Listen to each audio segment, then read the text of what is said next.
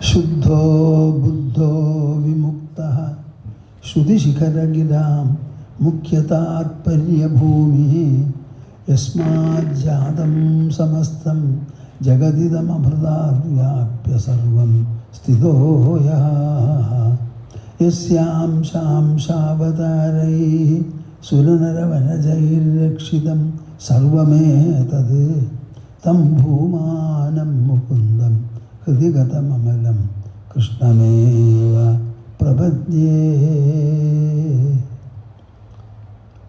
Tam bhumanam mukundam Hridigatam amalam Krishnameva prapadye Madhya hridaya kashe Sadanandamayo Guru Udetu satatam samyag Swatmananda prabodhaga Hari Hari Hari Om Tats Jaya Guru Jaya Guru Jaya Guru.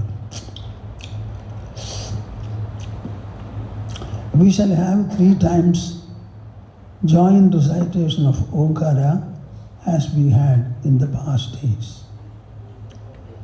Interlock your fingers and put them on your lap. Sit comfortably erect. Close your eyes.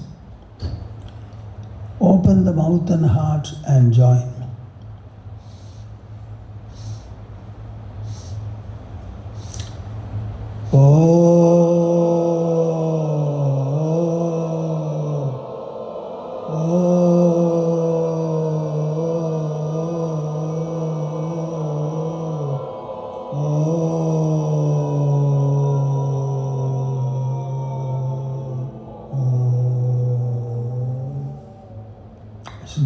Good.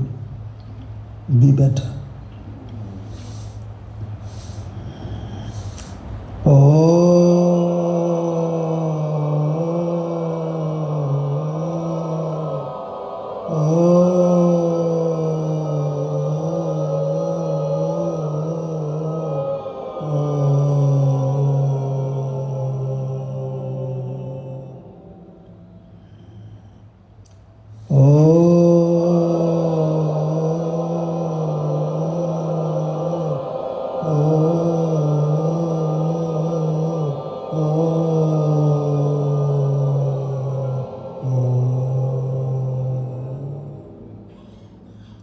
Hari Om Tats Jaya Guru.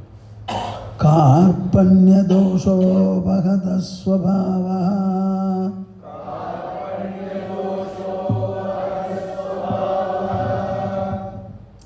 Prichami tvam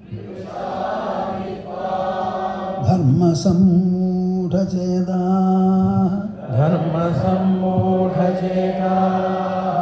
Yachreyasyan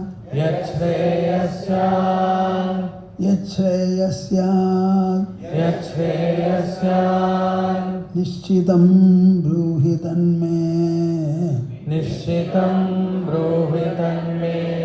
Shishyasteham Shadhimam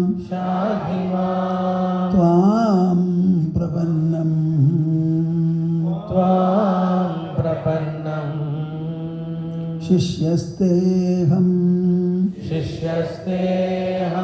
Shadhimam Tvam prapannam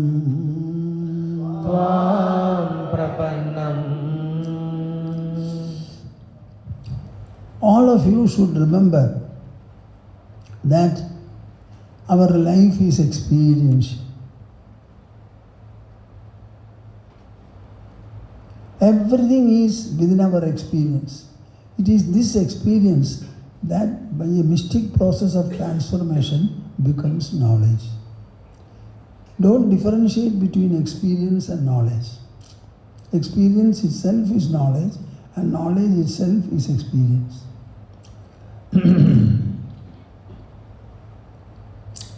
The second point is that this experience is absolutely not external at all.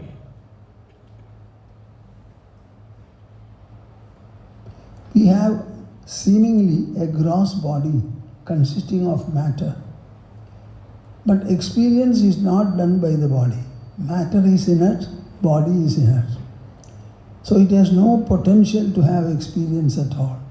All our experiences are inner, in the mento-intellectual plane, and that is the plane of spirituality. The word spiritual is a contrast to matter and material. Our body is material, the world is material, gross. But our mind, intelligence and ego are not. So it is beyond the level of matter. This you should understand.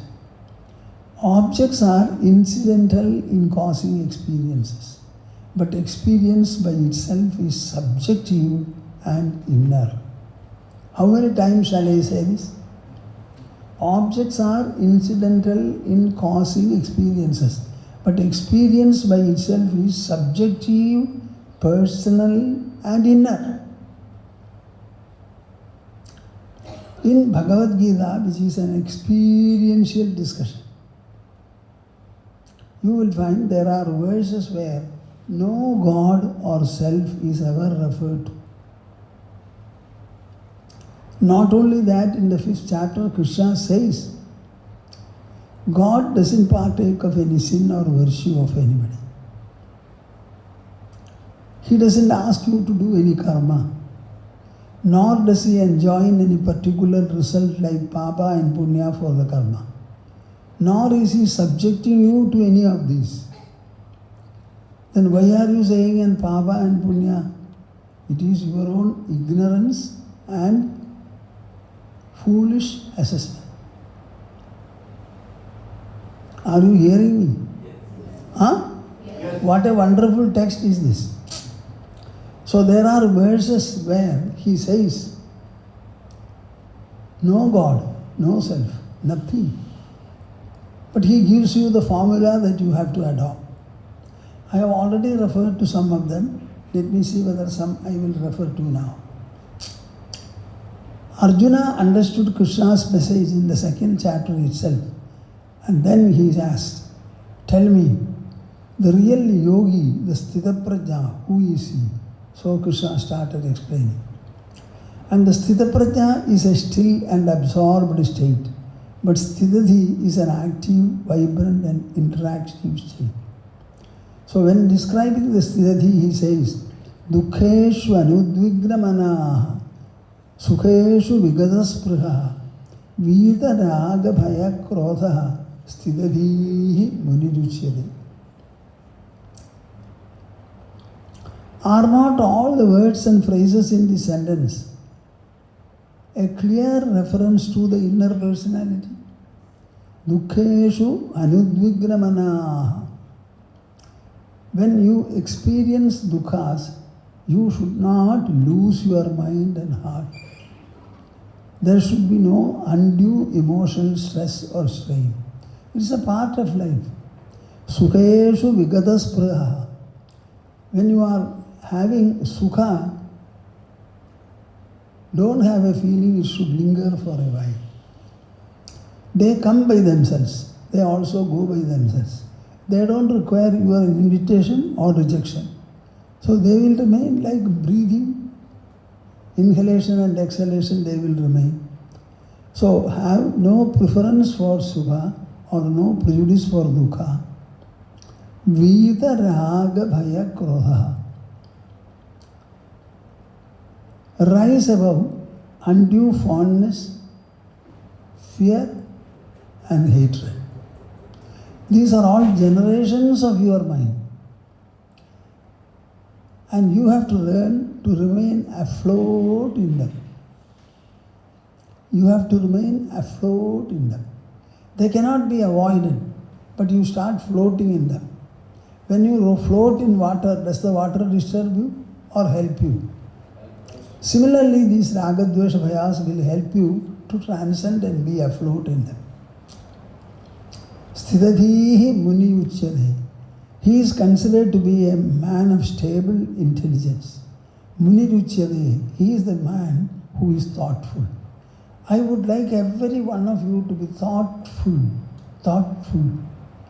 How much you have been thoughtful in the day, this should be your examination.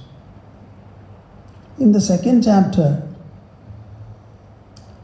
Yes sarvatra anabhisneha tattat prapya shubhashubham nabhinandadi nadveshti tasya prajna pradishtida.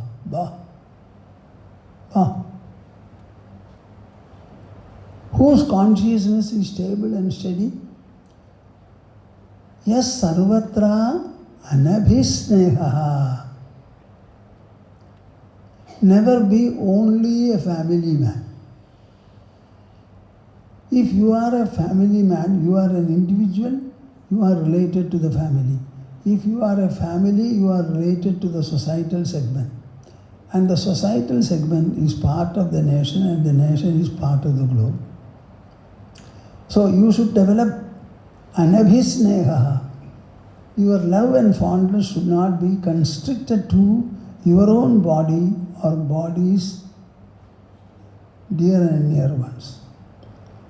So develop an attitude of anabhisneha. Remove the constriction and make your fondness expansive. Tattat prapya shubhashubham. And in this manner you live, move and interact in this world. Then you will find Shubha and Ashubha meet you. Shubha means something agreeable, desirable and auspicious. Ashubha means the opposite. Tattat prapya shubha shubham nabhinandadi nadveshti. The formula is what? Nabhinandadi nadveshti. When desirable things come, do not compliment them unduly. When it happens to be undesirable, do not lose your heart or express resentment. Don't you think this sadhana you can continue ever and ever? Huh? Huh? Does it require flower or pudding to be offered to God? Every day you are offering. Has God taken it ever? Whom are you offering to? A man God who has no stomach and no hunger? Why don't you think? Nabhinandadi nadveshti tasya prajna pradishtida. This is actually an evenness of the mind. You don't particularly compliment anything or express resentment. So have an even attitude. Vihaya kamanya sarvan pumam sharadi nispraha nirmamo nirahankaraha sashanti madhigacchati. Where is God here? Where is self here? Renounce all your desires and start moving desire freely, desire freely, desire freely. Do not have any sense of possessiveness. I always ask, are we possessing things or we are ourselves possessed? So your body is possessed by whom? Your body is possessed by the air on the earth. It is the oxygen that supports you. Suppose there is no oxygen, you will not have hunger and thirst, you cannot digest food also. So our body itself is possessed by air and wind. Tell me whether this is a fact or fiction. If it is a fact, why don't you admit it? If my body itself is possessed, then whatever you do and gain with the help of the body, can it be yours? If your body is not yours, the things, a huge multiplication table is there.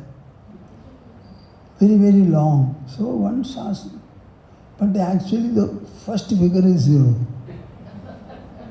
Then should you multiply? So you are not possessed. You are possessed. You don't possess anything. So understand it. Nirmamo nirahankaraha. About anything in this world, you should never think, I have done. I am the cause and I will enjoy or suffer. Nothing like that. Sashanti madhigacchati. That person has shanti.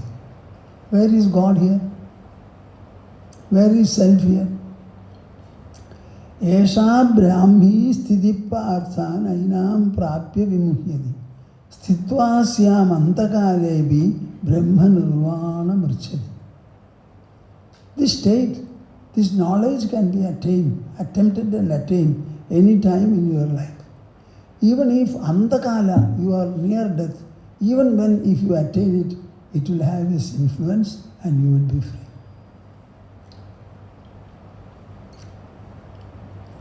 I told you that Bhagavad Gita is a karma shastra. It never tells you, retire, close your door, sit. Whatever the yogis attain through meditation and contemplation, Krishna makes it possible for you to attain it in and through activity by installing and preserving and strengthening this Samatva Buddhi Yoga.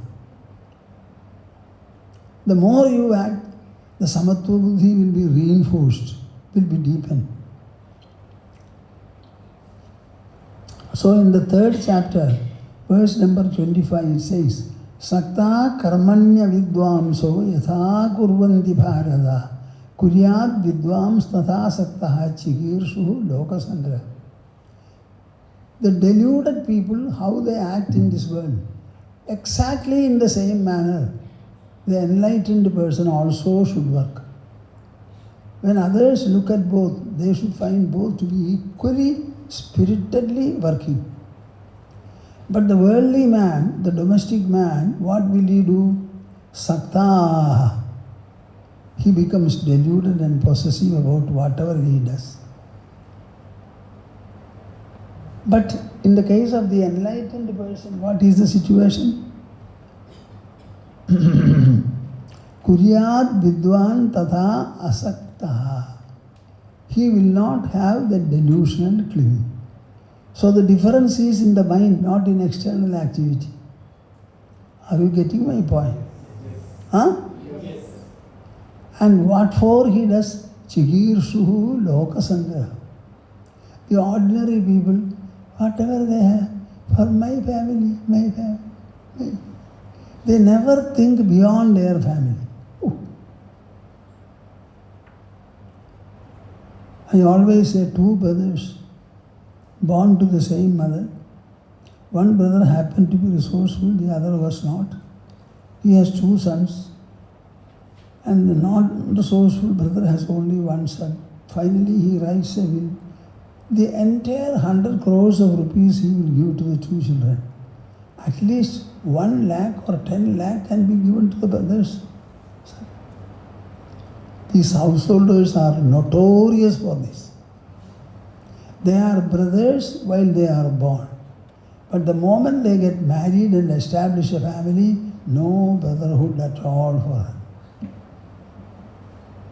Tell me whether it is so or not. I want people to say, no, it is not true. But I am yet to find people. So, this trouble should not be there. Chigirsuhu lokasangraham. They always have an eye on the well-being of the society. Well-being of the society. I am a member of the society. Whatever I do, I may educate my children, but by their education, what do I expect? I want them to contribute to the enrichment of the nation. Yadrichālāpa santushto dvandvātīto vimatsaraha samasiddhāva siddhauja krutva vina nibadhyate. Yadrichālāpa santushto. In 8 letters, the whole applicational spirituality is provided. Learn to become contented by whatever chance or providence brings. This world is God's. Everything in this world moves according to God's wish and will. According to the laws and processes He has set into motion. So everything takes place. Your breathing, your hunger and thirst, appeasement, everything is under the world. So what you should understand, learn to become delighted by whatever providence gives you from time to time.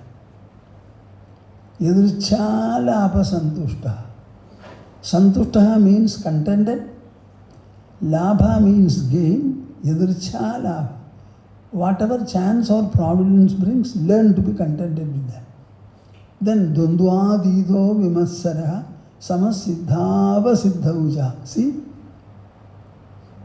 Even-minded in siddhi and asiddhi. That person is not tainted by anything that he does. Nyayassa nitya sannyasi yo nadveshti nakangshati. Who is a sannyasi? This is an ceaseless sannyasi. Who? Yo nadveshti nakangshati. Who does not hate and who does not desire. Where is desire? In the nose or here? It is in the mind. So desire, leaving, abandoning, where is it? In the mind. So when the mind becomes free of desire, free of dislike and hatred, that mind, that person is a sannyasi. Just see. I don't think you appreciate this really. Huh?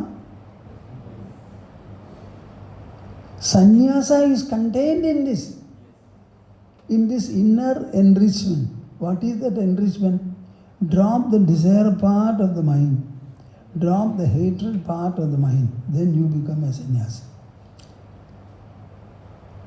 Nirdvandvo hi mahabaho sukham bandhat pramuchyade. In this manner, if you put your efforts to sublimate your dvandvas, pairs of opposites, sukha dukkhas, etc., sukham bandhat pramuchyade. I wish you understand these things. He happily and comfortably gets liberated from bondage. What? Happily and comfortably. By doing what? By dropping desire and hatred. So you tell me, desire dropping is good or bad? Hatred dropping? Why don't you do it?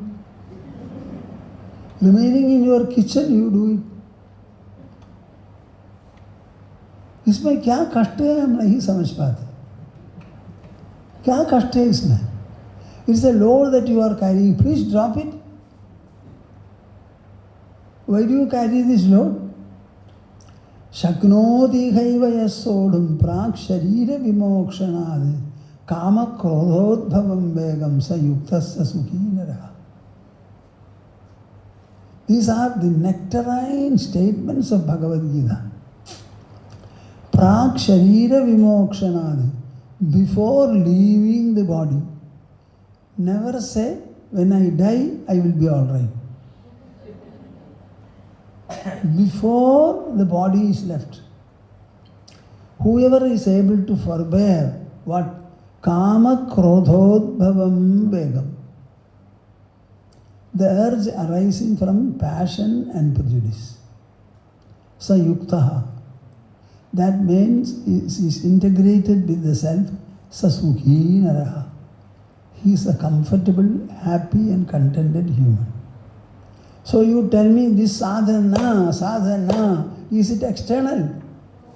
Is it bodily? Is it sensory? Or is it only mento-intellectual? बोलिए ना थोड़ा. क्या समझते हैं? And you are clearly told before the fall of the body. Even now the majority of people think moksha means not entering into mother's womb again.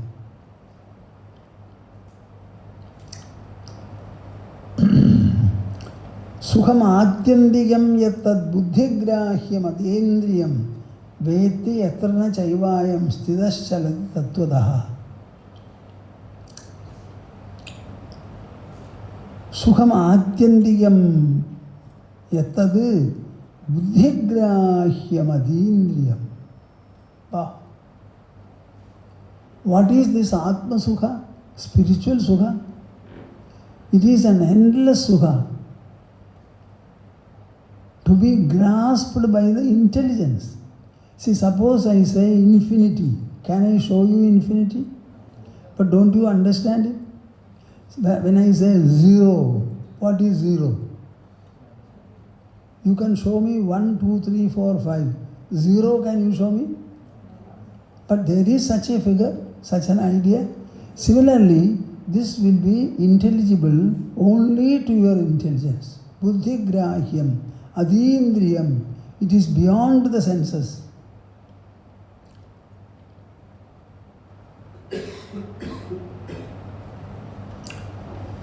This adindriya sukha, your buddhi, your intelligence should be able to grasp it. That is what happens when the thought process is thinned down, it is slowed down, thinned down, it becomes feebler and feebler until at last it stops. Then you go to the source. But most people will say it is blank and come away. Where can be a blank? Yam labdhva chaparam labham anyate nadhiyam tataha yasmin sthito na dukhena guruna vijalyade. This is a very clear statement by Krishna and Bhagavad Gita, where it becomes clear to you what is the spiritual ecstasy. By getting which, yam labdhva, that means there is a possibility to get hold of it. By getting which, manyate adhiyam tadaha, you don't consider any other gain to be superior to it. Yasmin sthito na dukhena gurunabi vijalyade. By seated in which, enriched by which, you don't get the least agitated by the worst of grief. See, suppose you start crying and weeping. Do you lose the eye? Huh? Only when you are there you can cry and weep. So in the worst of affliction, does the sufferer get absent? Huh? If you have to be made to suffer, then you must be living, no? So in the occurrence of the dukkha is implied what? That the sufferer will be there. So why don't you say? Understand it and then say, dukkhas I don't mind. Even to make me dukhi, I must be there. So I don't lose. Gurunapi na vijalyade. Tam vidya dukkha samyoga viyogam yoga samchidam. Dukkha samyoga viyogam. Even when you are associated with dukkha, you are not involved in it. What is experiencing dukkha? The mind. And what are you? You are the experiencer and the witness of it.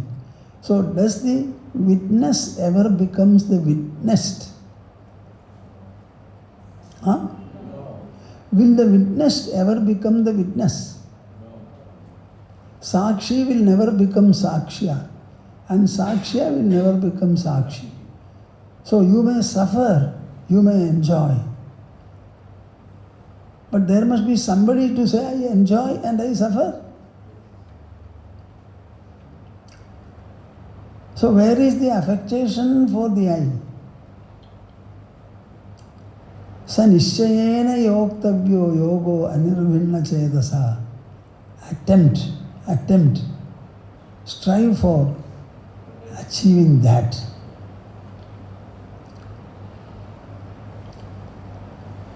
In the Bhakti Yoga, Krishna explains, I am quoting these verses because you already know Gita. Yona dveshti, Yona hrishyati na dveshti, na shojati na kankshati, shubha shubha parityagi, bhaktiman yah same priya. If you are all devotees, you should understand. The Lord of your devotion will be pleased when you become like this. What? Yona hrishyati na dveshti. He who does not rejoice unduly or grieve unduly, na shojati na kankshati, who has no desire and no grief, shubha shubha parityagi, consciously abandon both auspicious and inauspicious, bhaktiman yah same priya. Such a devotee is dear to me. All the others are not worth mentioning. Krishna for them. Samashatrauja mitreja. In your mind, give a place for your enemy. You tell him, when you drop your enmity, you may come. My doors are always open. I give you the freedom to hate me, but I don't hate you. Can you not take such a stand? Hoga?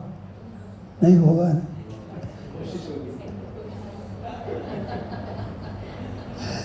See, he is miserly. Sings bhajans very well.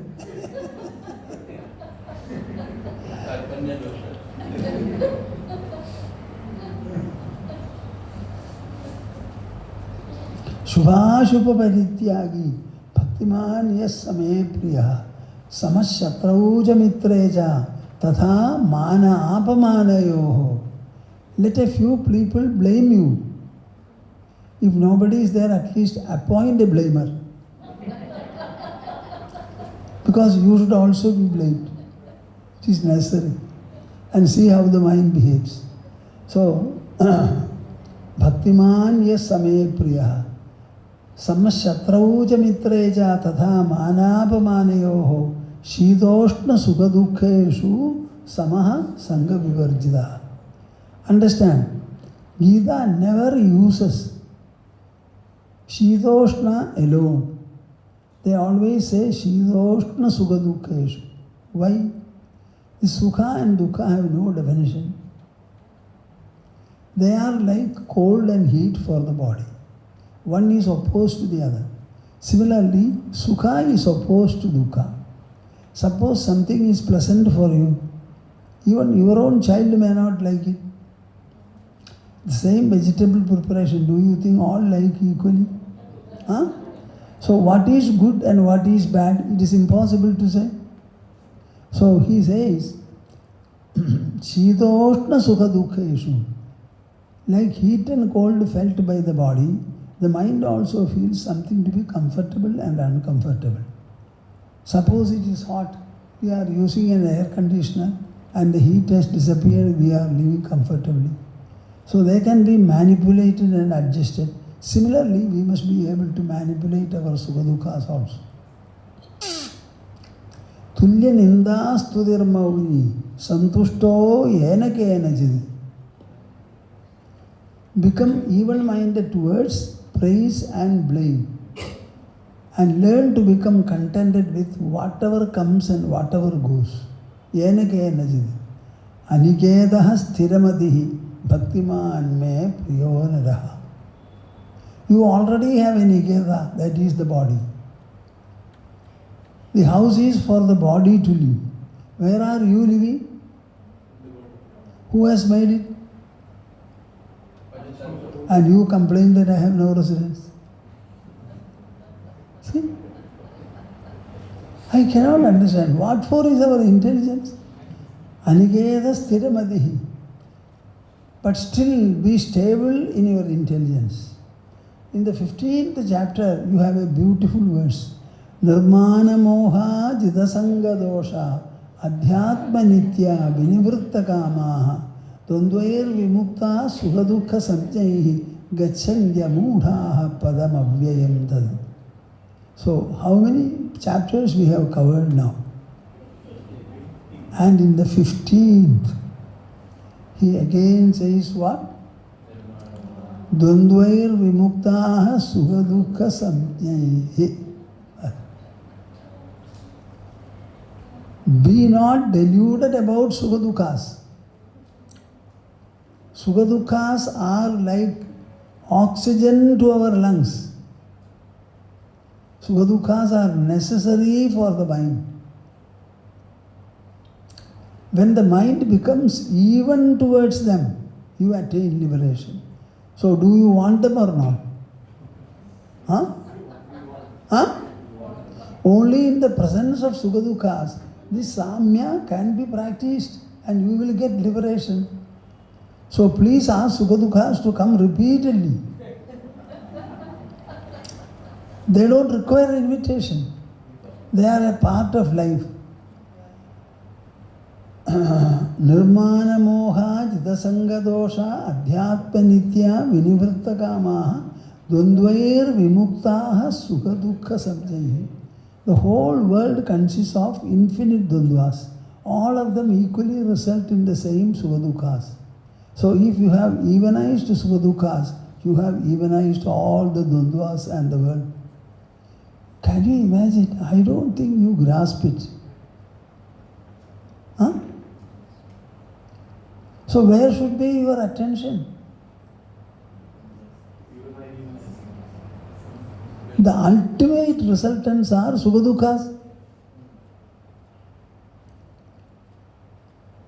In between there may be so many factors generating them. But in the mind level, it is only sukha-dukkhas. And these sukha-dukkhas are generated by the mind.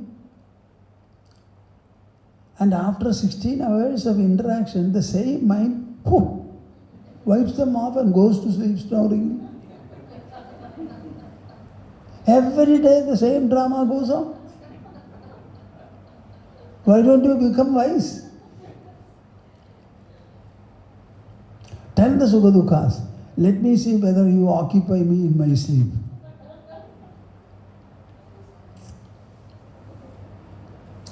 Gacchantya moodha padamavyayam tad. Becoming enlightened, they attain the supreme abode. Bhagavad Gita gives some assurance that is very important. Actually, whenever Arjuna questions, all his questions were only because of his not having understood the message properly. So he says, suppose a person meditates and he is not able to attain success and he drops his body, what will happen to him? Will it not be like clouds about to shed, being blown off by cyclonic winds? He said, no. See the answer how he gives. The answer is not merely to the question, but to appease the questioner. So he says, no. Wherever he has stopped, he will go and he will be welcomed in the highest region of Surga, and he can remain there as long as he wants. Others will go there with a ticket, and when the ticket is over, they will fall. Here he will not be sent away. He can stay as long as he wants, and then when he chooses, he can come back. And he will be born in a good family or a yogic family, and he will pursue his practice from where he had stopped, and everything will be all right. See, where is this question arising at all? Krishna has already said, Swalpamampyasya dharmasya trayade mahado vaya. Even a small measure of practice will give you infinite gain. So where is the question of completing? He only says, begin, that is sufficient. So it is all misunderstanding, but still he answers him. Partha naiveha namutra vinashastasya vidyade. He has no downfall, either here or anywhere else. Nahi kalyana krit kaschid durgadim tata gachadi. A man who intends to do anything good and noble, he will have no adversity. I think this is an assurance or an understanding all of you should hold on to.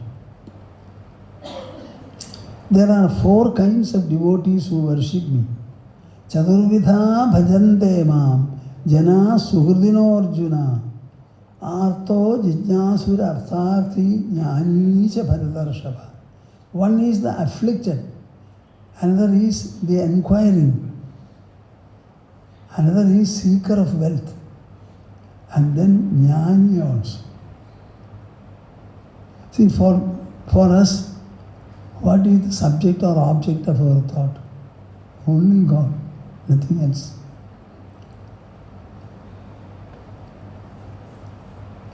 We don't worship God. Why worship Him?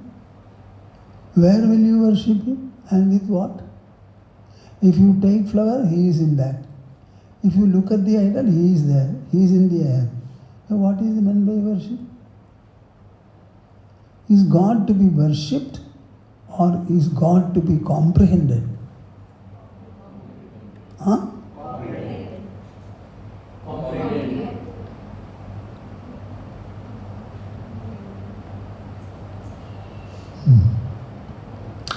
So all the 4 kinds of devotees are there. Tesham jnani nitya yukta ekabhaktir vishishyate. Amongst them all, jnani is the excellent. Priyo hi jnaninotyartham aham saja mama priya. I am extremely dear to the jnani, and he is also dear to me. Our relationship consists of and is completed by dearness, mutual fondness. That's all. Put your leg down. Udara sarvaeva ide jnani tu atmaiva me mada.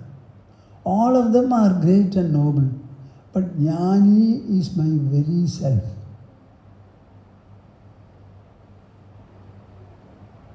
See the difference? Now what would you like to be?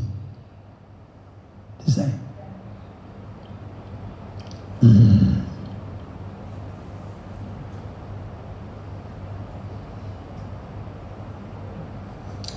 Gita emphasizes one important factor. What is that? Sarva bhuta hite radaha.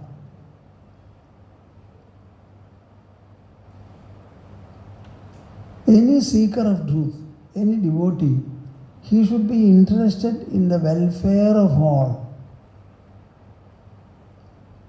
If there is a plant withering, pour some water. If there is a bird needing food, provide a little. If somebody needs help, give. Whether it is relative or non-relative, never think of difference at all. Many years back, an incident happened. One man, when I was in Narayanashrama, from the neighboring village came and asked for some money. Those days it was some 50 paise or 1 rupee maximum. So my brother, elder brother said, he should not be given, he is a drunkard. So I said, why are you saying this? He has extremely suffering some difficulty. So why don't we just give? After all, how much is it? 50 paise or 75 paise?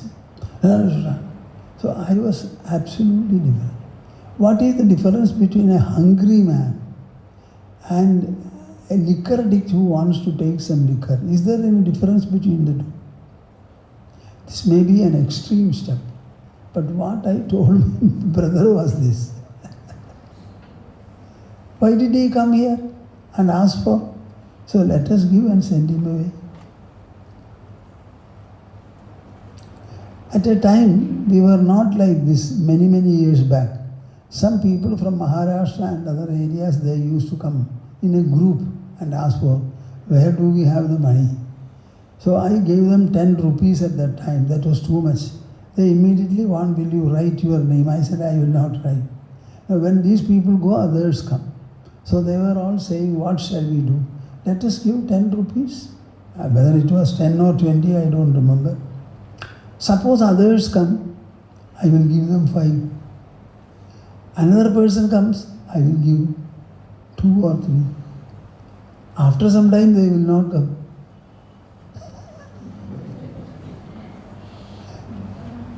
We were giving umbrella to some of the sadhus. One day there was a report that this umbrella, new umbrella, beautifully folded, etc., covered. They went and sold it in the initiatory center. So people came and complained. I said, he must have needed the money, therefore he sold it. Does it mean that we should stop giving umbrella to the needy also? See, 1 or 2 may not need, but the majority need. So do not come to conclusions. Hold on to your goodness and your nobility. That's all. Nothing more. Sarvabhuta hidayadaha labhande brahmanirvanam rishayah kshina kalmashaha chinnadvaitha yadatmanaha sarvabhuta hidayadaha. Even the spiritually lofty people, for them, the code enjoined by Gita is Sarva Bhuta Hitaye Rataha. They should be lovingly interested in the welfare of one and all. You cannot make a distinction. He is okay, the other man is wrong. But both of them belong to the same world of God. Huh? You agree that the world is God's? So all constituents are equally divine. Who are you to differentiate? Okay, by your differentiation will they become extinct? And are you giving for them or are you giving for yourself? Giving is an act, and that act enriches and ennobles you. He may receive it and get contaminated. What of it for you? So to give a deserving and to give an undeserving, which is superior? Tell me. Huh? Why are you keeping quiet? Giving makes you superior. Huh? Giving makes you superior. Giving? So, no I am asking you, giving the deserving or giving even the undeserving, which is better? Huh?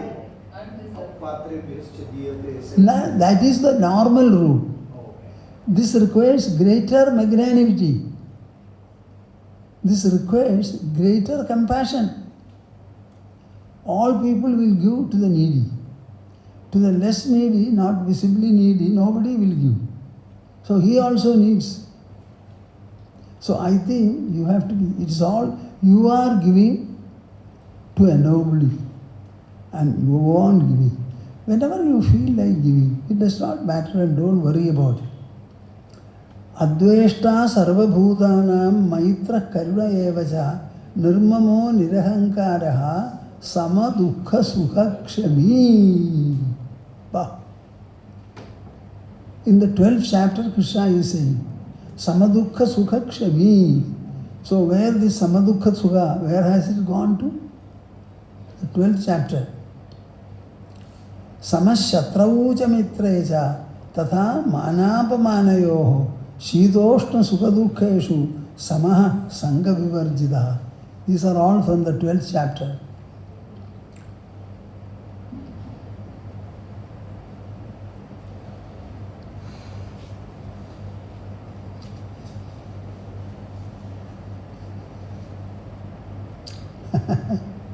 We go to the 18th.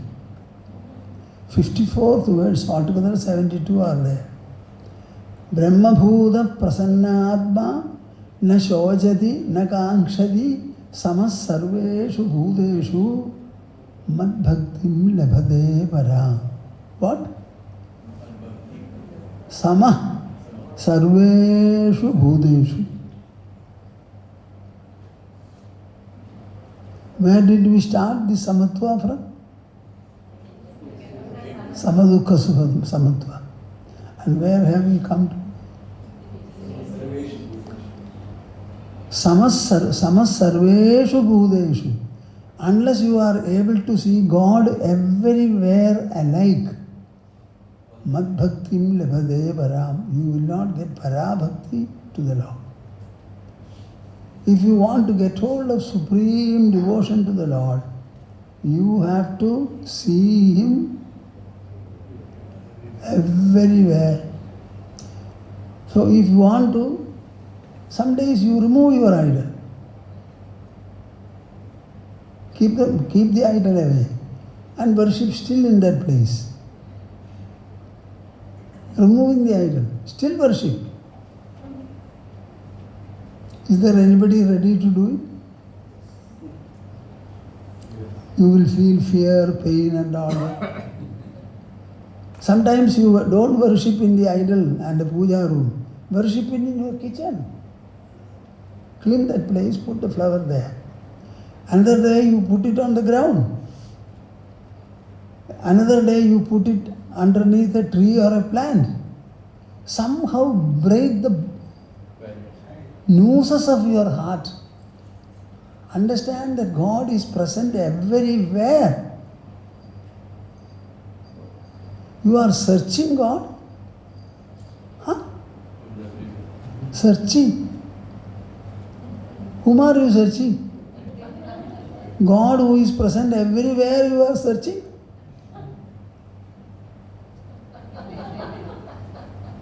See, this is how the mind should start thinking. It is a conceptual evolution. It is a reformation, a refinement. And Gita provides all this.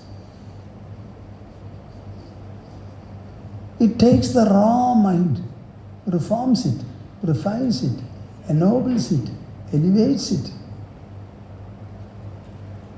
It divinizes everything. I think I have written a book called Divinizing Every Moment. What are we speaking about? When did we start this game? And decades have passed.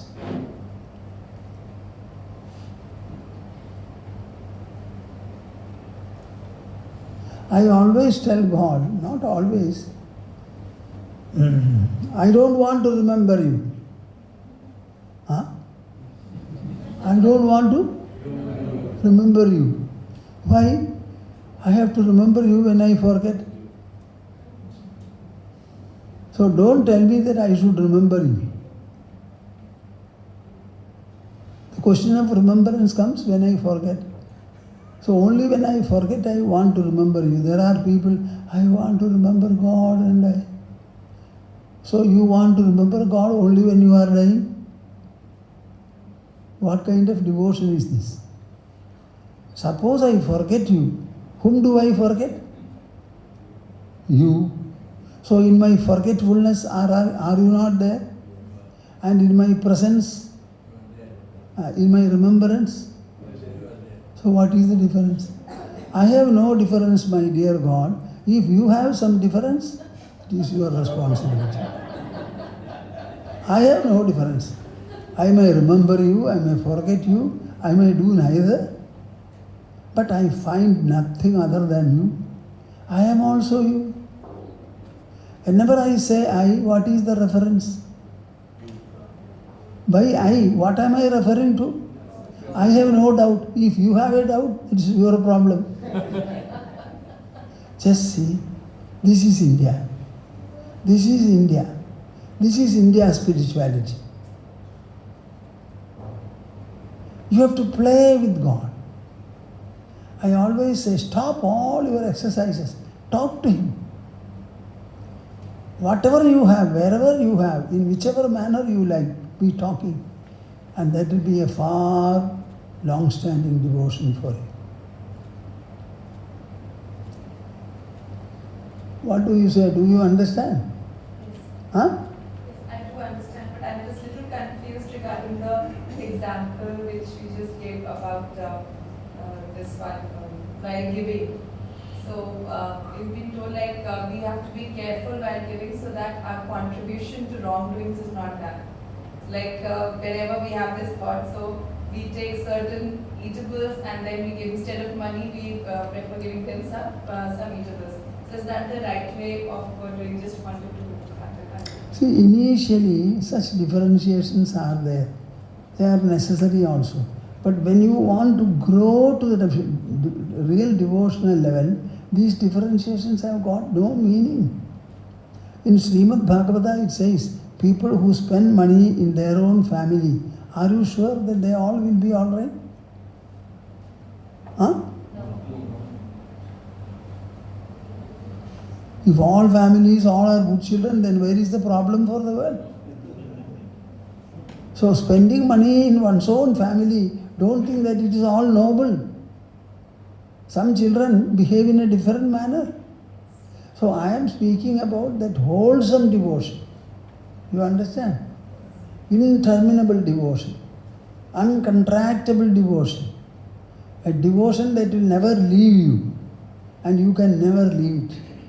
So initially you start distinguishing, and there comes a time when distinguishing becomes impossible. See, a sadhu who took an umbrella, and they say they sold it. Therefore, what shall I do? Another sadhu, when he comes, I should give or not give? Maybe he needed the money. So for one wrong, can you deny 100 right people?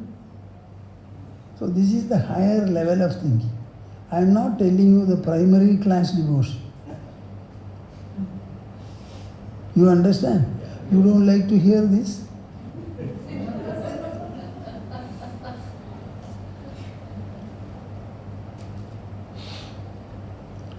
What else shall I talk to you? Now what I say is, this is my subject and this is the subject you also need. So shall I initiate you in the right line of thinking? Yes. Or I will initiate you into the limited line of thinking? There was one devotee, she was the wife of a colonel, Haripriya. Very, very strong devotee. And Radha, she was a devotee of Radha. I was speaking from a platform, and she said, Radha is never mentioned in Srimad Bhagavata. She is an imaginary figure, I said. This, I don't know, I spoke and she was there. So after 3, 4, 5, 6 days, he came to me, Swamiji, I am a worshipper of Radha. You said Radha is an imaginary figure. If Radha is an imaginary figure, Krishna is also imaginary. Then Vishnu is also imaginary. Then the world also is imaginary. Everything is imaginary, but I am not imaginary. See? So she did not dislike me. One day she had 2 sons and 2 daughters. And one son was a little deformed. So one son also, he had this. So she was looking after Radha, bathing, changing dress, and while sleeping, putting them to sleep.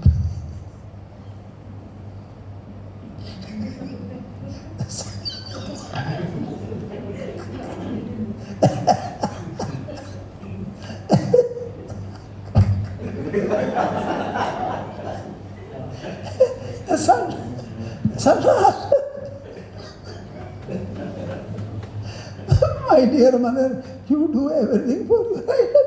What about taking them to the toilet?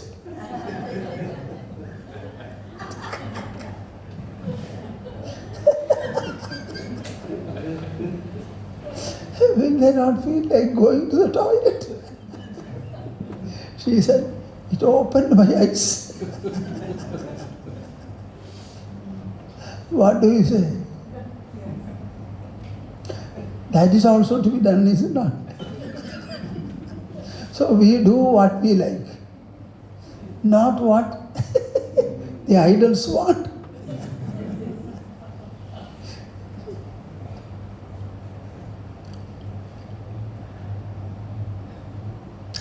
What was your question? So Swamiji, just continuing the 18th chapter. So finally the conclusion comes, Sarva Dharman talked about Sharanagati. So the entire narrative of Samatva that we have discussed over 3 sessions, what is the connect? Does it culminate into Sharanagati, or Sharanagati is essential for having this Samatva steadfast in life? I am unable to connect the link of the concluding note of Gita with the 54th shloka. See, we have the mind, we have also the intelligence. The discussions which we are doing here, it is a wholesome discussion, and any discussion is knowledge. So the intelligent people will have to listen to and absorb. There are people who do not take to such discussions. They have only the emotional mind. So the whole subject is presented in an emotional manner. Whether you approach it through emotion or intelligence, the goal is the same. See, some people are asking, Sharanagati, Sharanagati, Sharanagati. So, whom we are seeking refuge under? If God is all-pervading, He is also in my mind. Whom shall I surrender to? This was a question. What answer do you have? So, sir, we surrender to someone who helps me harness what is everything around. Because If God is present everywhere and what is in you is also God, where will you surrender and to whom? Krishna says, Ishvara is present, Ishvara sarvabhutanam hirdeshe arjuna tishtati brahmayan sarvabhutani yandrarudhani maya tameva sharanam gacha sarva bhavena bharata. So Krishna says, you should seek refuge under God who is present in you. And what is that surrender? Sarva bhavena. By all your attitudes, approach the God dwelling in your heart. This is what Krishna says. So you tell me, what is the truth here? He first of all enlightens Arjuna saying, God is everywhere in all Bhutas, revolving everybody. But He is seated in the heart. Approach Him with all your bhavas, not materials. So it becomes what? The mento intellectual products are the ones to be given to Him, and He is the indweller. That is why Sri Rama concludes his talk saying that I prostrate before myself. I prostrate before myself. Wherever you prostrate, it does not matter, but prostration you should. Let it be outside, let it be inside, but that namrata should be there, that vinaya should be there, ability. Where you show it externally or internally, it does not matter. Are you humble? Is the question. It is a qualitative enrichment, qualitative refinement. By whatever process you achieve it, it's okay. In Srimad Bhagavata, it is very clearly mentioned, Yogastrayo maya proktan rinam shayo vidhisaya. There are 3 yogas, and then he explains it. The trouble is you all read only partially. Full reading is not possible. At least you should hear somebody who has read it well.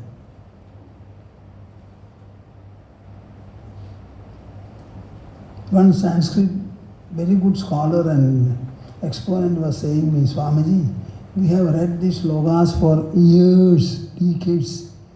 But when I read the slogas and some words are coming to me, only now I understand them. All these years I did not. So that is also a fact. Okay, we shall stop now. Any other question anybody has?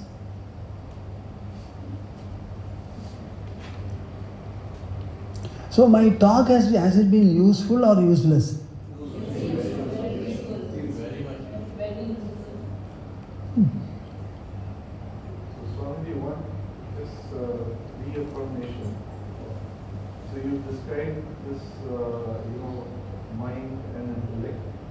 Huh? And you described Mental yeah. So you described the mental intellect, Sanjay, you show the other. I want to show them the other PowerPoint.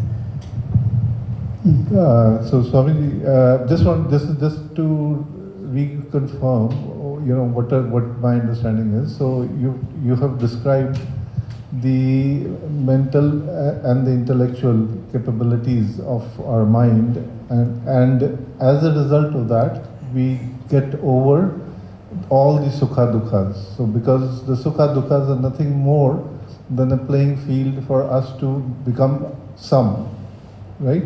That's the example that you gave about floating on the water, because the sukha dukkhas is actually helping you to float on the water, so you become even in all the sukha dukkhas. And so the rest of the sadhana that we currently do, now we, for example, have certain sadhanas that we do, whether that is Nam Jap or that is Swadhyaya, all that. So those sadhanas are actually only for our mind. In other words, They are all preliminary steps. the preliminary steps. Something has to be done, Correct. so you do it. Correct. So the critical point is that you should have a one-on-one dialogue with God or whoever the entity that we are considering. That this is the entity within me, I myself, whatever entity you say, that has created the world, that has created all of this. So you have a one-on-one dialogue with that entity, and that's where your connect is. So once you have that connect with that, you would be guided through all the steps throughout your life. Is that the correct understanding, or am I missing something? It is not somewhat right. But the question is, you should do something in the name of God and in the name of your worship. Be doing something. And then once you are a worshipper, you will automatically welcome discussions about how to develop your worship. So when such a discussion is presented, we are trying to evaluate and saying from stage 1 you go to stage 2 like this. So it is always promotional in nature. We don't deny the other forms of worship, but try to improve your worship. Ultimately, what is it? Seeing God everywhere. What is the trouble there, you tell me? True. No, I agree. The ability to see God everywhere is true. Practice it. Yes. Out of 100 things, you may miss 10 or 18 or 19. But see God everywhere. Is not God all-pervading? Yes, it is. If all-pervading, you should see Him everywhere. Sure. So that is somewhat of a right thinking. And then you're saying that, okay, keep doing the other things also, the sadhana that we are currently doing, but the ultimate objective is the oneness with God, or the ability to discuss or talk to Him and to see Him in everybody, right? Yes. Yeah? Okay, thank you. See, any good book will discuss the subject in full. Any good book. But we should be sensitive enough to absorb the right information. The right information. Thank you very much, Swami. It was very, very, I would say, very, very eye-opening, because our, concept of shlokas is very different. See, I wanted to show you this PowerPoint also.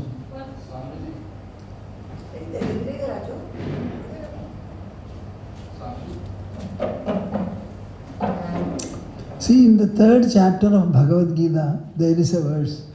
See, we are interacting with this world right from the time we wake up in the morning till we go to sleep. These interactions are taking place. Initially, in the sensory level, mental level, and intellectual level, etc. Ultimately, when you start understanding it properly, all the interactions are inward and inner. There is no interaction at the sensory level at all. So, in Bhagavad Gita, there is a very important verse.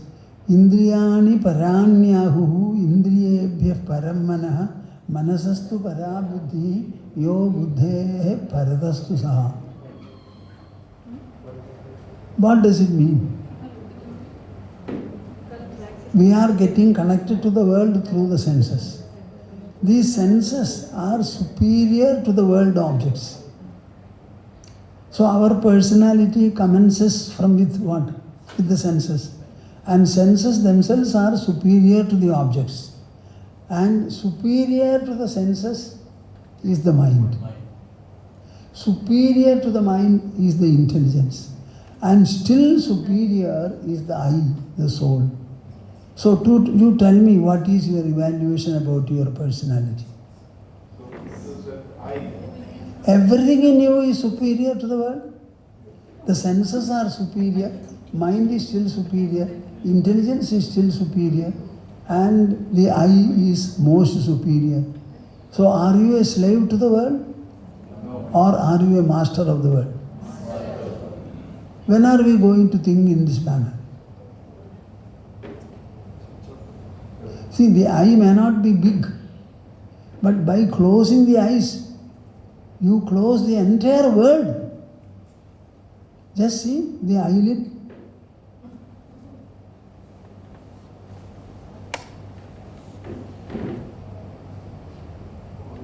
So this slogan, nobody understands, nobody cares for.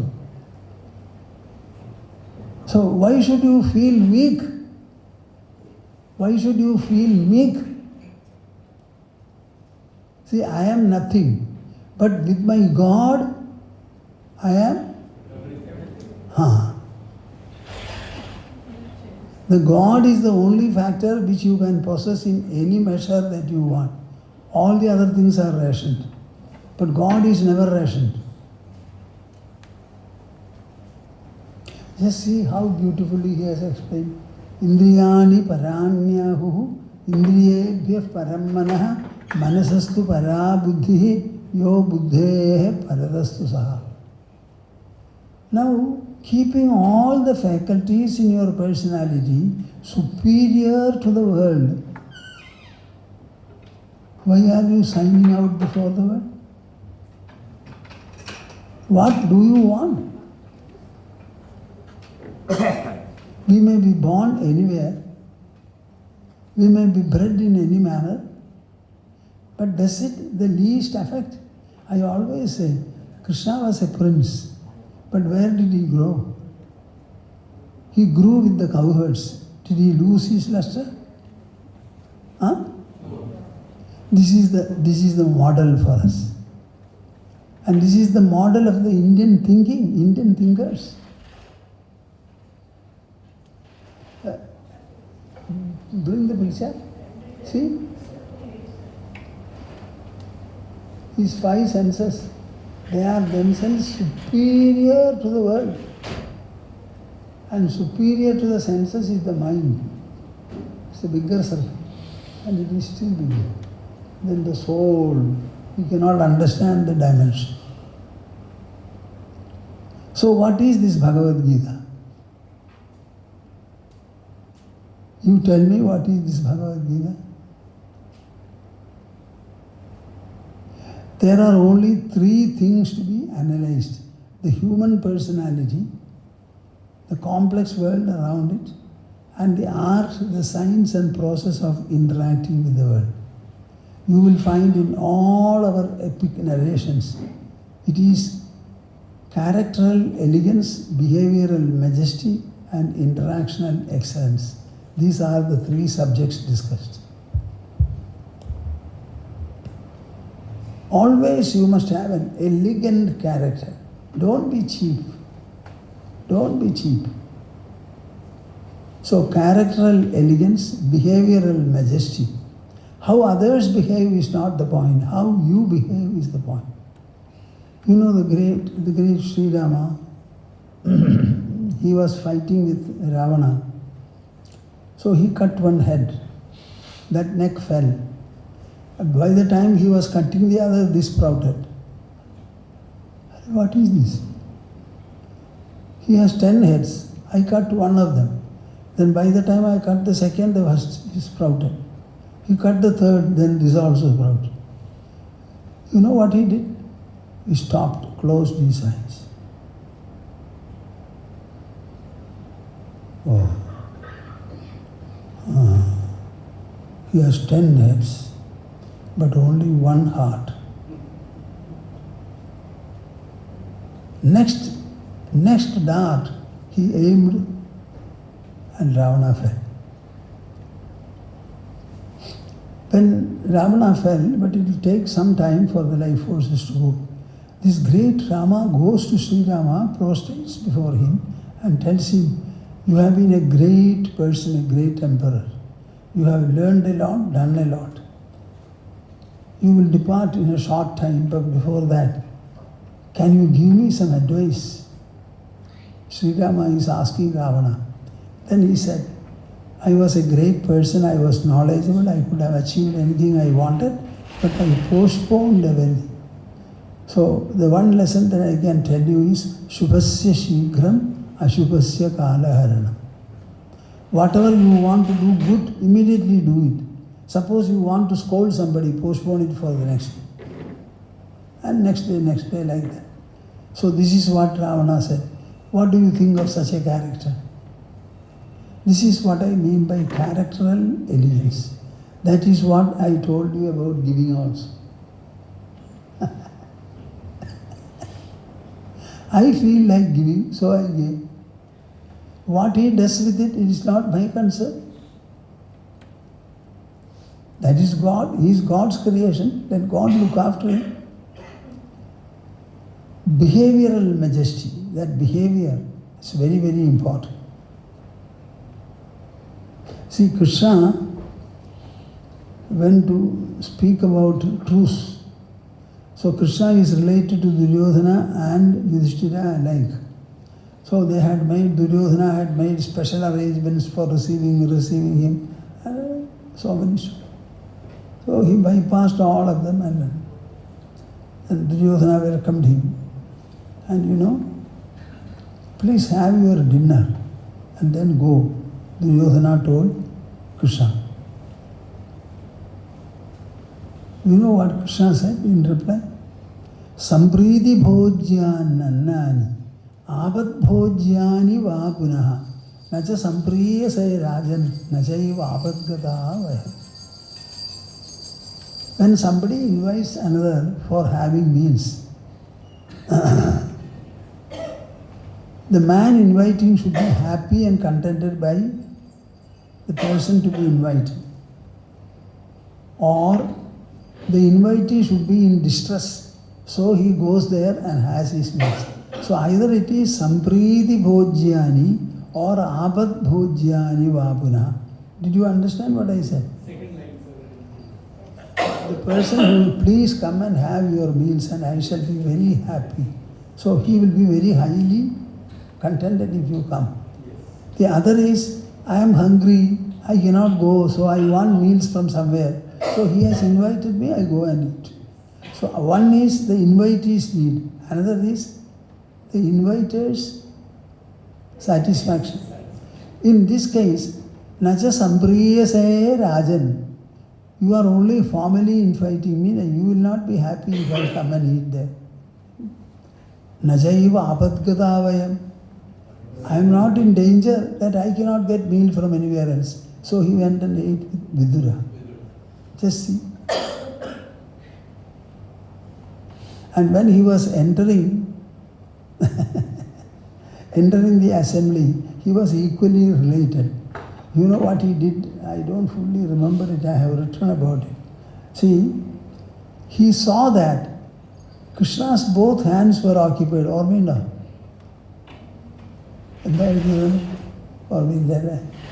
See, he was equally related.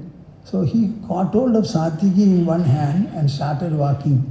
The other hand also he caught hold of somebody and started walking. So that Duryodhana's party cannot come and catch hold of his hand. Both hands were occupied.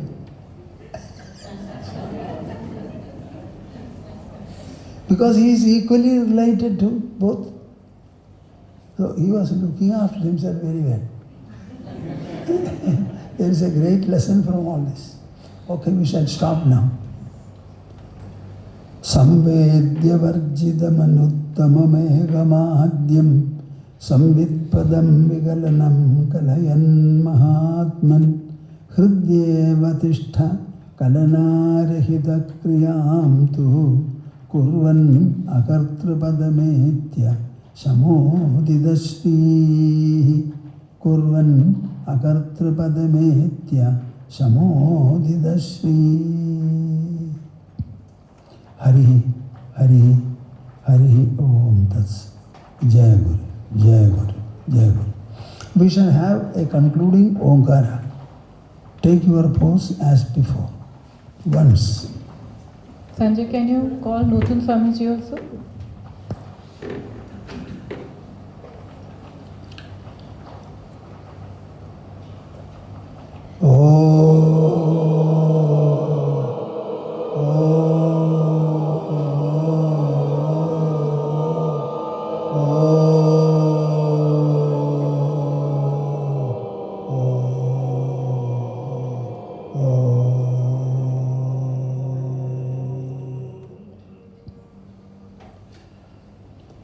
Hari Om Das.